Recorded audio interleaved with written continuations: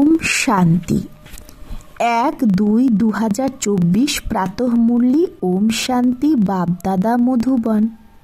বাবা বলেছে, মিঠে বাচ্চে, এতদিন পর্যন্ত যা কিছু পড়েছ সেগুলো সব ভুলে যাও, একদম ছোটবেলায় চলে যাও, তবেই এই রুহানি পড়াতে পাশ করতে পারবে। প্রশ্ন: যে বাচ্চাদের দিব্য বুদ্ধি প্রাপ্ত হয়েছে তার লক্ষণ কি হবে? উত্তর: সেই বাচ্চা এই পুরানো দুনিয়াকে এই চোখ দিয়ে দেখেও দেখবে না। তার বুদ্ধিতে সদা থাকবে যে পুরানো দুনিয়া শেষ হলো কি হলো। এই শরীরও পুরানো তমপ্রধান, তো আত্মাও তমপ্রধান হয়ে গেছে, এর সাথে কি প্রীত রাখবো? এই রকম দিব্য বুদ্ধি সম্পন্ন বাচ্চাদেরকেই বাবারও দিল লাগতি হে। তাহলে এইরকম দিব্য বুদ্ধি যে বাচ্চার, তার প্রতি বাবারও মন যায়।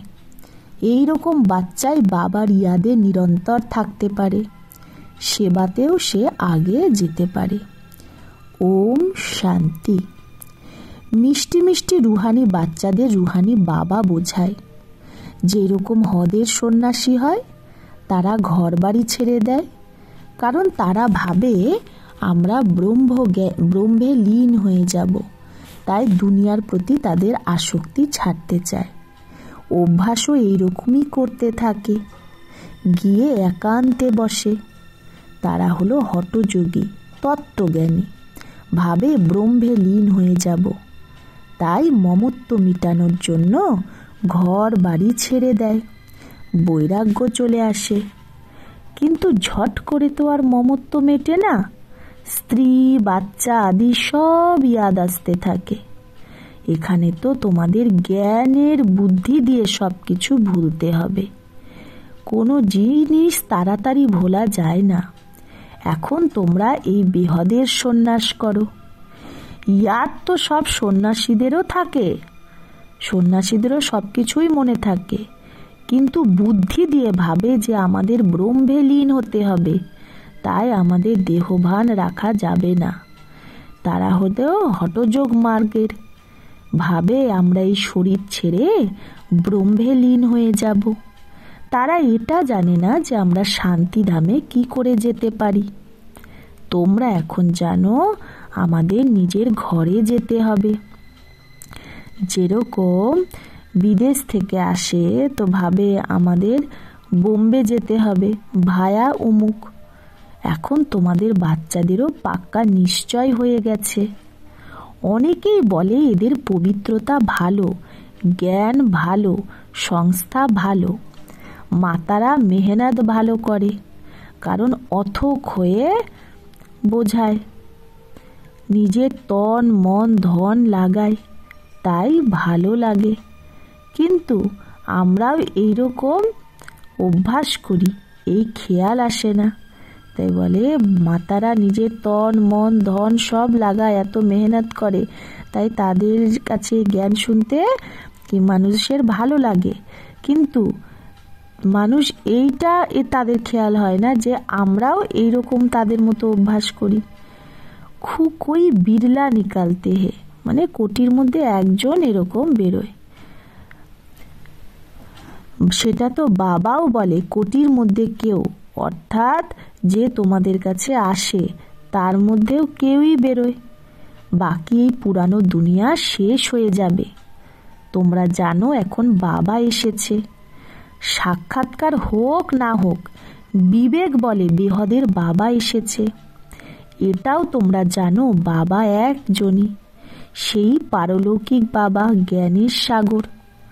লৌকিক বাবাকে কখনো জ্ঞানের সাগর বলা যায় না। এটাও বাবা এসে তোমাদের বাচ্চাদের নিজের পরিচয় দেয়। তোমরা জানো এখন পুরানো দুনিয়া শেষ হয়ে যাবে। আমরা 84 জন্মের চক্র পুরো করেছি।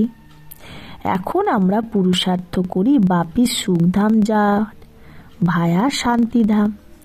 শান্তিধাম তো অবশ্যই যেতে হবে, সেখান থেকে আবার এখানে বাপিস আসতে হবে। মানুষ তো এই কথাতেই কনফিউজড হয়ে গেছে।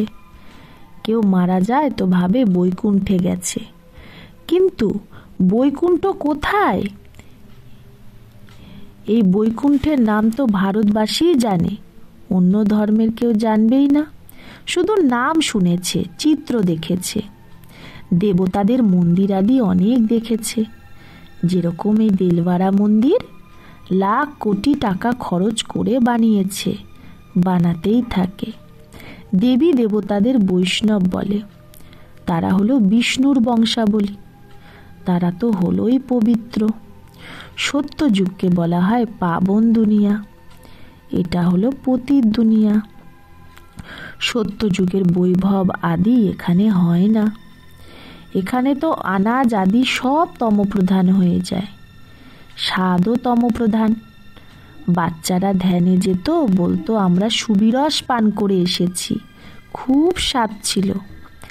এখানেও তোমাদের হাতের খায় তো বলে খুব স্বাদ, কারণ তোমরা ভালোভাবে বানাও। সবাই দিল ভরে মন ভরে খায়। এইরকম না তোমরা যোগে থেকে বানাও তবেই স্বাদিষ্ট হয়, তবেই স্বাদ হয় না।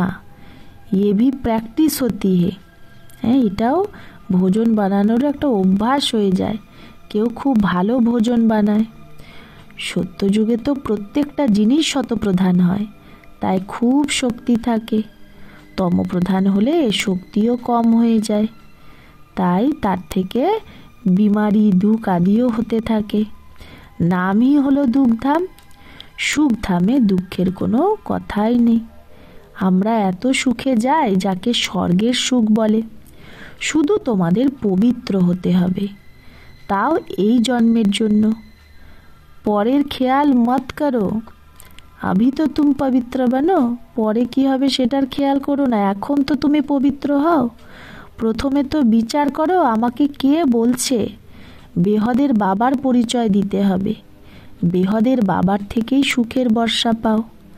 লৌকিক বাবাও পারলৌকিক বাবাকেই স্মরণ করে, বুদ্ধি উপরে চলে যায়। তোমরা বাচ্চারা যারা নিশ্চয় বুদ্ধি পাক্কা, তাদের মনে এটাই থাকে এই দুনিয়ায় আমরা আর বাকি অল্প দিনই থাকব। এটা তো কড়ি মিশাল শরীর, কড়ির মতো শরীর, আত্মাও কড়ির মতোই হয়ে গেছে। একেই বলা হয় বৈরাগ্য।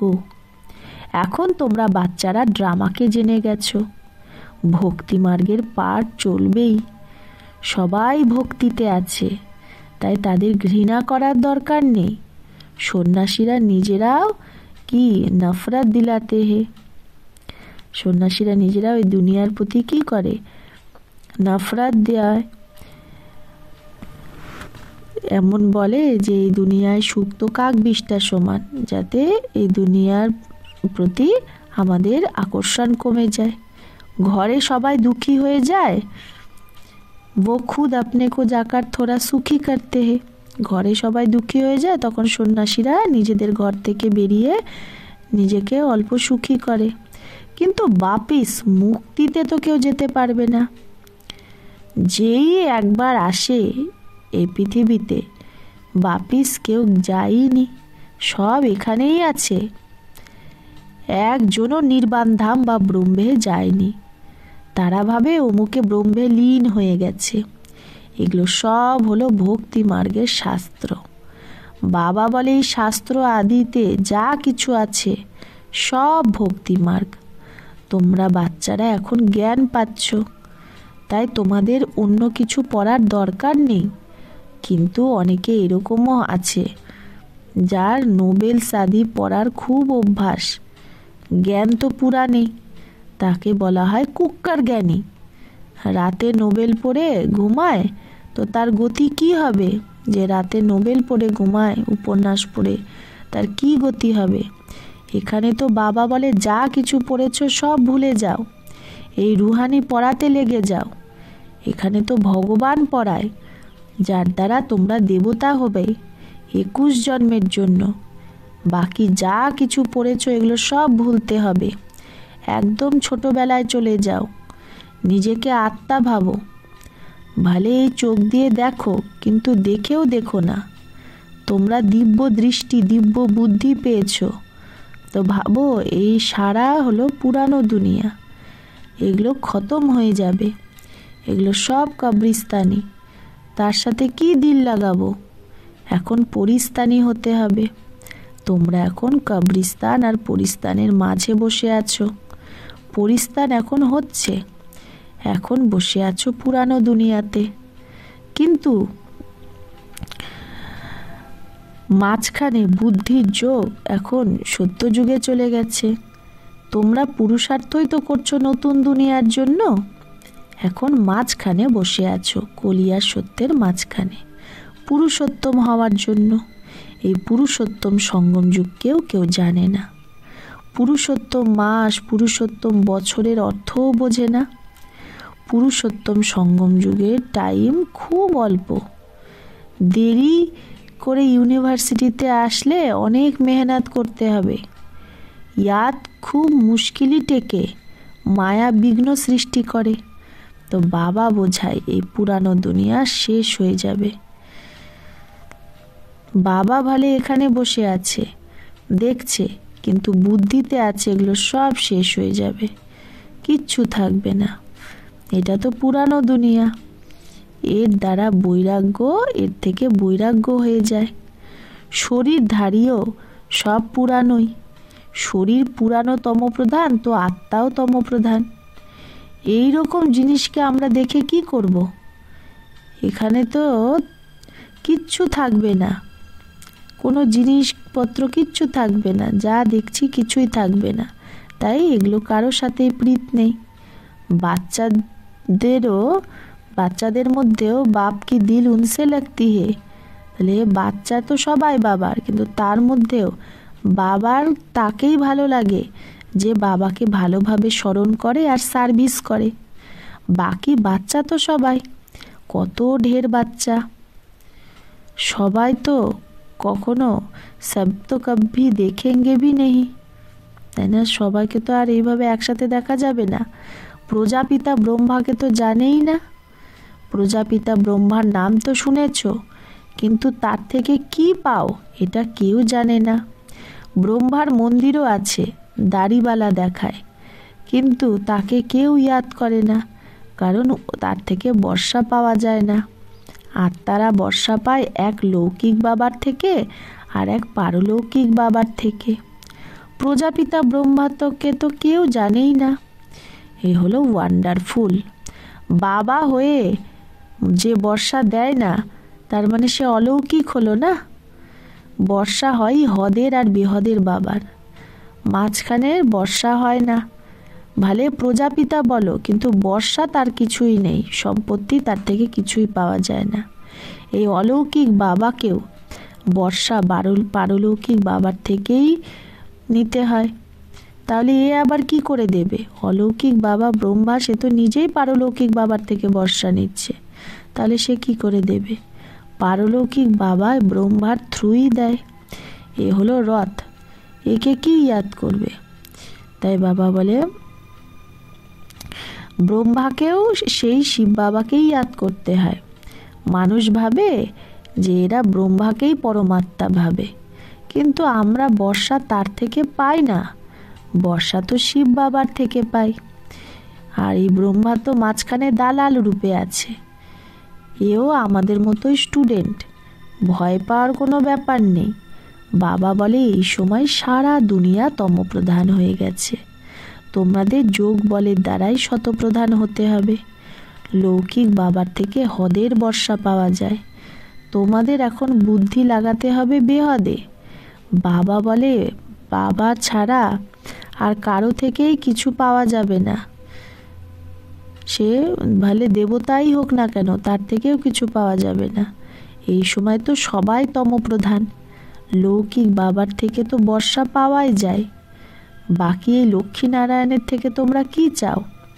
মানুষ তো ভাবে এরা অমর, কখনো মরেই না, তমপ্রধান হয়ই না।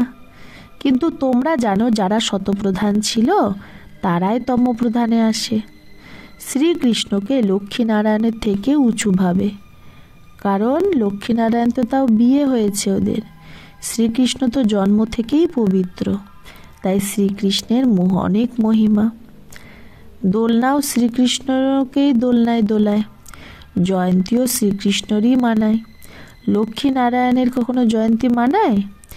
জ্ঞান না হওয়ার কারণে শ্রীকৃষ্ণকে মানুষ দাপর যুগে নিয়ে গেছে, বলে গীতা জ্ঞান দাপর যুগে দিয়েছে। কত কঠিন কাউকে বোঝানো। বলে দেয় জ্ঞান তো পরম্পরা ধরে চলে আসছে, কিন্তু পরম্পরাও কবে থেকে এটা কেউ জানে না। পূজা কবে থেকে শুরু হয়েছে এটাও জানে না।